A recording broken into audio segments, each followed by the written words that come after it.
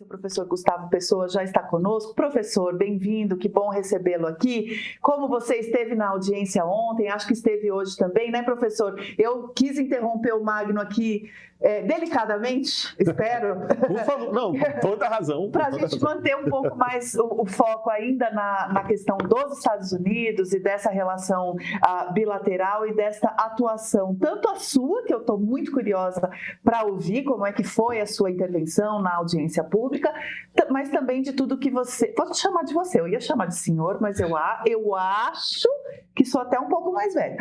Acho, viu, professor? Não sei. Mas quero também ouvir como é que foi a tua atuação lá. Bem-vindo, professor. O que você nos conta do que você testemunhou aí em Washington entre ontem e hoje? Muito obrigado, eu agradeço a oportunidade de expor aqui um pouquinho mais sobre como tem sido o trabalho aqui em Washington. O USTR acabou dividindo em 14 painéis esses depoimentos. Ficaram 7 painéis para ontem, segunda-feira, que foi aonde que eu apresentei a defesa do PIX, e hoje teriam mais 7 painéis aqui que ficou com a questão hoje mais a parte política, a parte de indústria, um pouquinho mais genérico. Ontem, as sessões foram muito técnicas. Até o ambiente, você via que existiam muitas associações de classe defendendo a isenção de alguns produtos. Eu gostaria até de citar o pessoal de café solúvel e o pessoal de mel orgânico, que fez um trabalho muito interessante. E o que é interessante, que todo mundo apresentando como que beneficiaria os norte-americanos, né? Todo mundo sabe que eles estão preocupados aqui com o mercado deles. Então, foi muito interessante, um ambiente muito ameno e muito gostoso, todo mundo pedindo a exclusão de alguns produtos, com exceção de um painel onde existia 2 associações norte-americanas de produtores de gado aqui nos Estados Unidos, que pediram para que fosse incluída a carne brasileira nas tarifas, porque ficaram de fora. E eles falaram que 70% da carne consumida aqui nos Estados Unidos atualmente é proveniente do Brasil.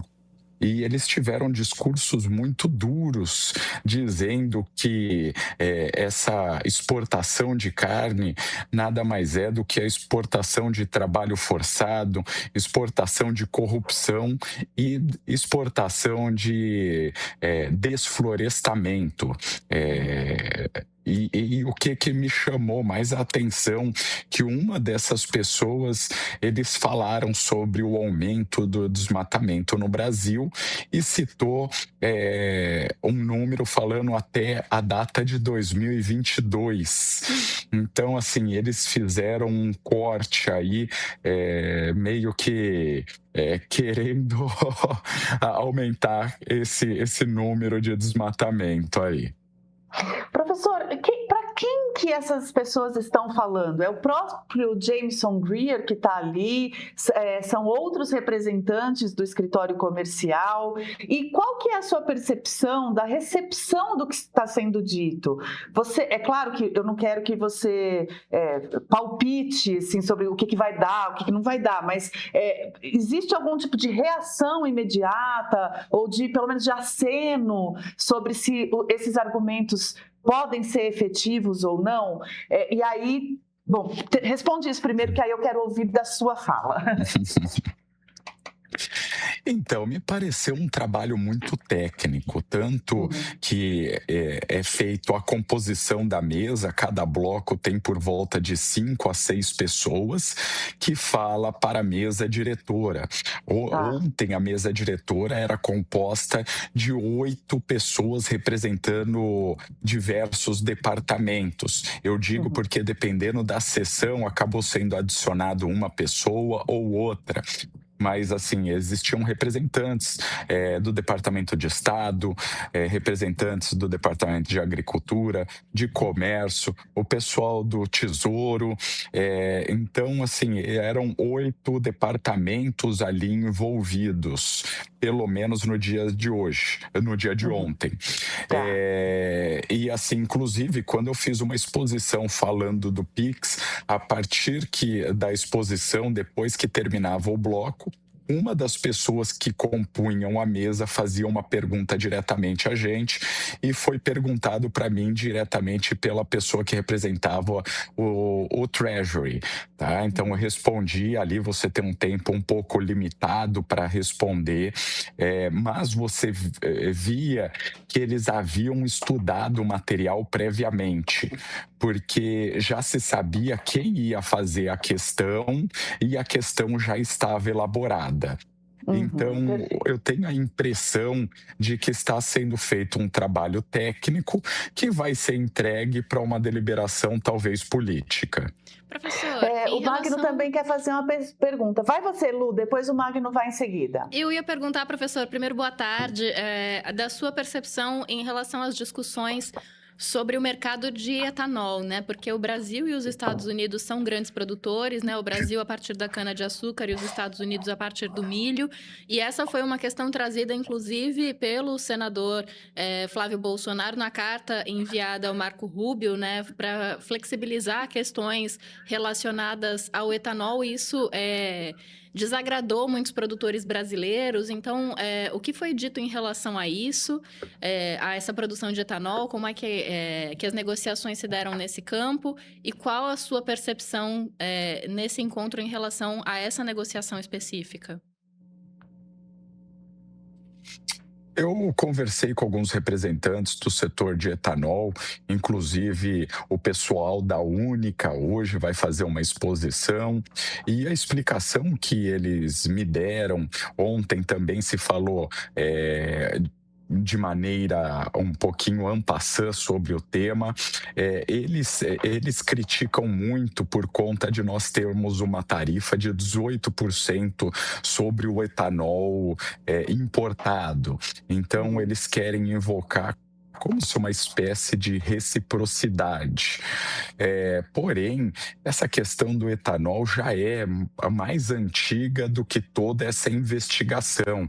Ela perpassa muitos e muitos anos e tem assuntos que são de ordem até interna, porque além do etanol, nós temos a questão de produção de açúcar também, que os Estados Unidos protegem o seu mercado.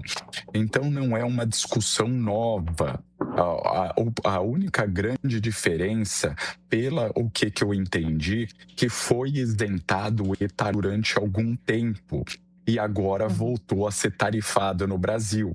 E eles estão pensando essa questão para fazer um adornamento de toda essa discussão. Perfeito, professor. Vou passar para o Magno, mas já trago a informação de que foi gol do Egito, viu? Gostaria de registrar. Nós ouvimos pessoas gritando aqui. Aí eu olhei aqui, o chat Luciana, todo mundo trazendo. Nosso público trouxe. Diga, Magno. Professor, quando nós falamos pela primeira vez aqui da questão do Pix, a gente ficou discutindo as diferentes visões, uma visão de que o Pix é uma ferramenta de infraestrutura do setor de pagamentos brasileiro, ou se o Pix é um produto concorrente que o governo brasileiro oferece gratuitamente, minando o mercado das empresas privadas que poderiam também oferecer esse serviço. Como foi na tua apresentação, eu queria que você falasse para o nosso público, a tua diferenciação do Pix, mostrando como o Pix é uma ferramenta neutra de infraestrutura e não um concorrente direto a Mastercard, a Visa, a outras empresas privadas que operam nesse mercado também. Eu tentei fazer uma defesa muito técnica e apenas focada no Pix. Eu não tenho conhecimento suficiente para falar de outros setores da economia, porém, em relação ao Pix, eu tenho certo conhecimento por conta que ele se transformou em muito mais do que um meio de pagamento, uma infraestrutura é muito importante. Hoje em dia, mais de 60% de todas as transações bancárias são feitas através do Pix. Então, dada a sua sensibilidade no sistema, ele é de vital importância para todo o sistema bancário nacional. O que eu apresentei para eles foram números do sucesso do Pix aqui no Brasil. Hoje nós temos atualmente 165 milhões de pessoas que se utilizam do Pix. Nós temos mais de 19 milhões de empresas que utilizam do Pix diariamente. Então, eu mostrei para eles que não existe nenhum tipo de barreira contra empresas que não são brasileiras, não existe barreira contra as empresas que não são nacionais. Todo mundo que está aqui no Brasil opera e tem a vantagem desse sistema que é um sucesso absoluto e em termos relativos é o maior do mundo. Nós temos outros sistemas maiores, como na Índia, porém a adesão aqui no Brasil é maciça e é de um sucesso assim sem precedentes. Até inclusive, quando eu terminei minha explicação, a representante do Tesouro norte-americano fez uma pergunta um mais elaborada, mas querendo dizer como que os Estados Unidos se beneficiaria do Pix. E o que eu expliquei para ela é que, sendo os Estados Unidos a economia financeira mais importante do Ocidente, eles tinham que ver iniciativas de sucesso como o Pix e estudar e se aproximar mais, porque esse tipo de inovação na tecnologia não vai parar, ele não vai diminuir e a tendência é que essa integração seja cada vez maior. Professor, qual foi a... O senhor foi representando alguma instituição ou foi a si mesmo? Como foi a sua decisão de participar dessa audiência? E se houve alguma dificuldade em se inscrever? Enfim, como é que, se houve alguma interlocução com o governo brasileiro? Algum tipo de contato da equipe brasileira que está nas negociações? Conta um pouquinho como é que foi esse bastidor da sua ida. Então, eu fui das primeiras pessoas a se inscrever nesse painel. As inscrições começaram dia 2 de junho e eu fui ali um dos primeiros. As inscrições começaram a aparecer só no último dia. A partir do momento que eu me inscrevi, eu fiquei sabendo dessa coisa da investigação do 301, por conta que eu estudo risco sistêmico. Então, tudo que aparece em relação ao Pix, falando como infraestrutura, eu acabo acompanhando de alguma maneira. Eu vim como independente aqui nos Estados Unidos, eu sou professor da Fundação Getúlio Vargas, mas eu não vim representando a instituição, eu vim com os meus recursos próprios, com os meus meios próprios. É claro, eu pedi autorização do pessoal da universidade e eu também contactei diversos ministérios. Eu fiz um contato formal, mandando e-mails para eles e me colocando à disposição, perguntando se tinha alguma orientação, e formalmente não tive nenhum retorno de ninguém. Tá? Informalmente, eu conversei com diversas pessoas de vários ministérios, vários setores, e eles falaram que o governo brasileiro não reconhecia esse processo como um processo legítimo. e entendia que todo esse processo era uma coisa muito política.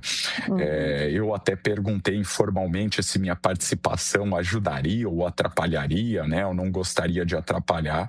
E eles falaram: não, você não representa governo, você nunca trabalhou com ninguém, fica à vontade para ir como um cidadão comum. Então, muitos deles até me ajudaram com alguns documentos das defesas que eles já fizeram, mostraram dados que eles já proveram para o governo norte-americano. Foram todos muito solícitos, porém a parte oficial era que o governo não iria entrar nesse processo. Professor, Perfeito.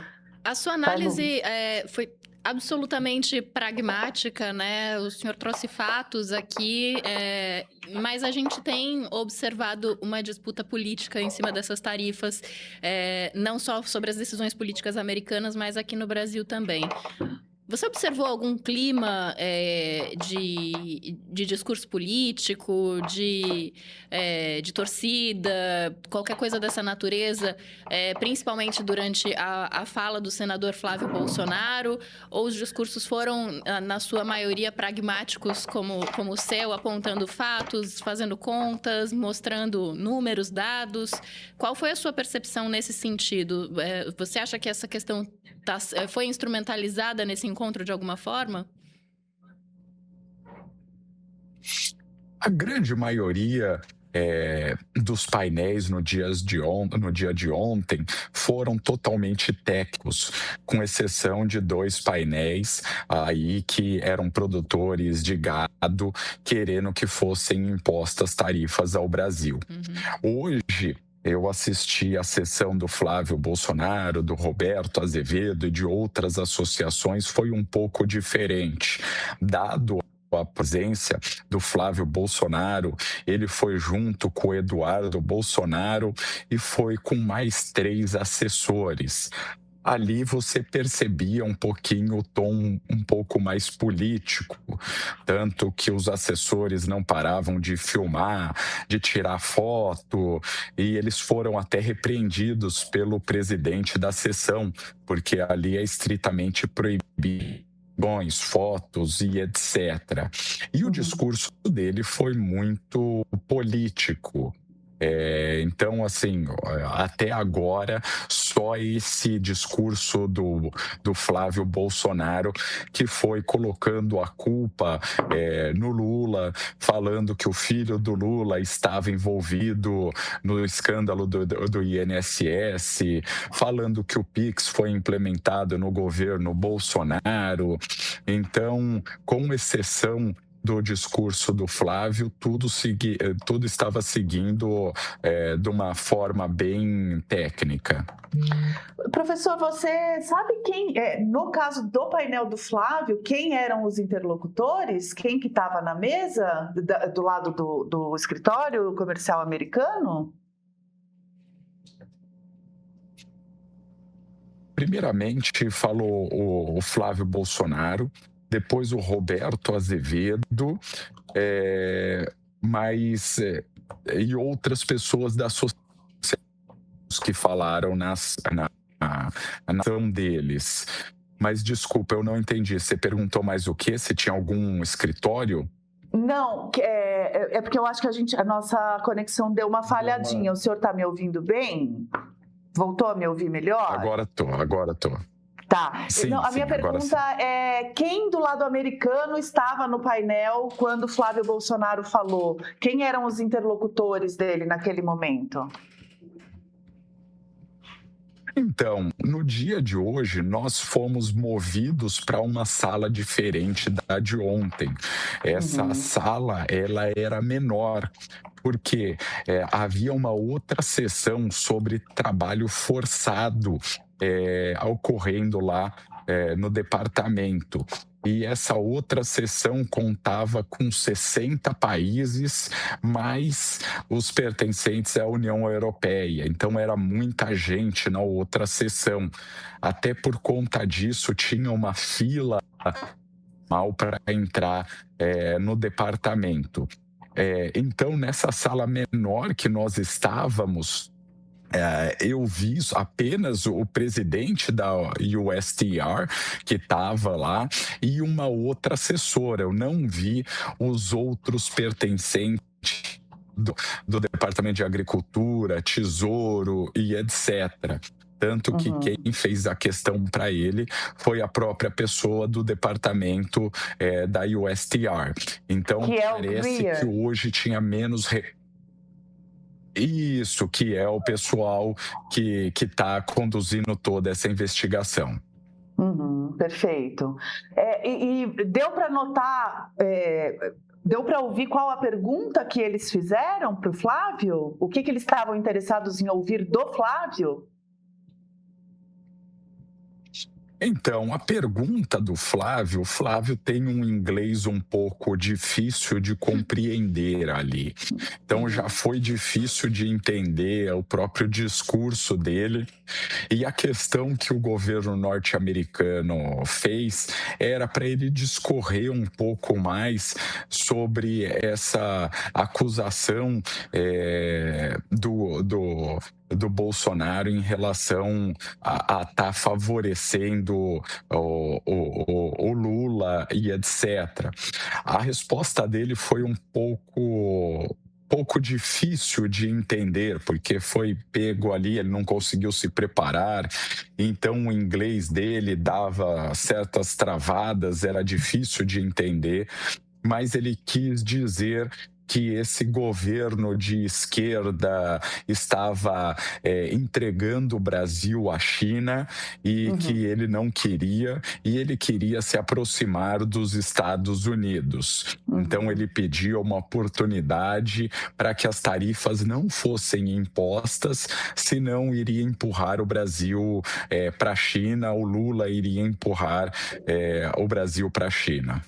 Perfeito. Então, me parece que a reação do escritório americano foi a de tentar entender melhor mesmo o aspecto político, né? Não nenhum aspecto técnico também, né? Então, o Flávio propõe um discurso político e tem uma reciprocidade ali no diálogo também do interesse político diante dele, né?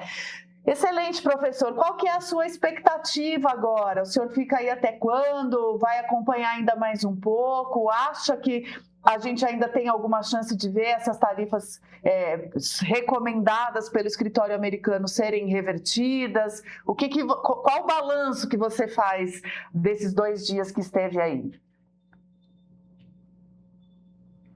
Eu vou ficar aqui acompanhando o resto das sessões, eu vou ficar até amanhã para acompanhar todos os trabalhos. A expectativa que eu tenho, apesar de nós sabermos que é um processo muito político, eu acredito que alguns setores vão conseguir a isenção, principalmente por conta da defesa de empresas americanas à isenção dessas tarifas. Então, acredito que vão ter mais algumas exceções, porém, até dia 15 tem que ser dado algum tipo de decisão, e daí vai contar muito a parte política por detrás disso. Me parece que o departamento vai fazer um material robusto, vai entregar para os superiores e os superiores vão tomar uma decisão política. Eu quase não quero me despedir de você, porque a Argentina até pênalti já perdeu. Claramente você está dando sorte para quem torce contra a Argentina, né? Tem gente torcendo a favor aqui no chat, viu? Tem de tudo. Eu não julgo ninguém. Agora que o Brasil saiu, cada um que cuide do seu, né? Muito, muito obrigada. Vai conseguir ver algum jogo da Copa aí, professor? Ou vai ficar só na economia mesmo? Infelizmente, eu só vou ficar na economia e hoje de tarde eu também vou ter uma reunião com alguns embaixadores para discutir um outro tema, que é a designação do PCC e do Comando Vermelho grupos terroristas, porque isso tem um impacto muito grande no setor financeiro. E todo mundo está tentando entender qual que vai ser o real estrago que vai ter no Brasil, porque isso é uma coisa muito séria e os bancos não estavam preparados para isso. Você já tem um parecer do tamanho desse estrago? Qual que é, o que você vai dizer para os embaixadores? Travou, né? Então, na verdade, eu vou conversar com eles.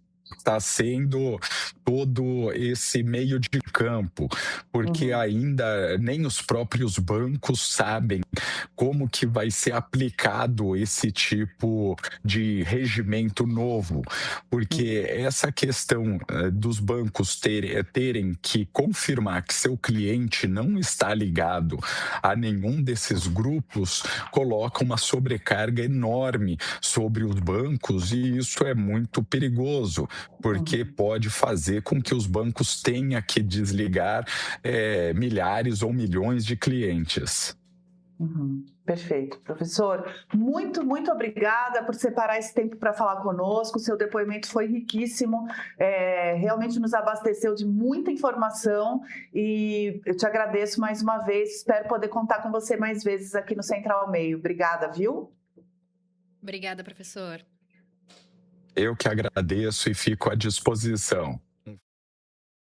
Você já deve ter visto, né? A publicidade de bets estampada nas transmissões da Copa, no streaming, nas grandes emissoras, é por toda parte, gente. Aqui não. Nosso jornalismo não fica do lado de quem lucra em cima das suas costas, não desse jeito. E isso só se sustenta porque tem o meio premium. Você que nos apoia e acredita que precisamos pensar política e noticiário fora da polarização, que precisamos voltar a conversar, que nem tudo tá perdido. E olha, é o que você garante assinando o plano premium do Meio. A pesquisa Meio Ideia em primeira mão, 2 newsletters especiais, o Meio Político e edição de sábado, direto na caixa de entrada, semanalmente. Além, claro, do acervo completo de séries e documentários originais no streaming, só por R$15 por mês. Vem ser premium.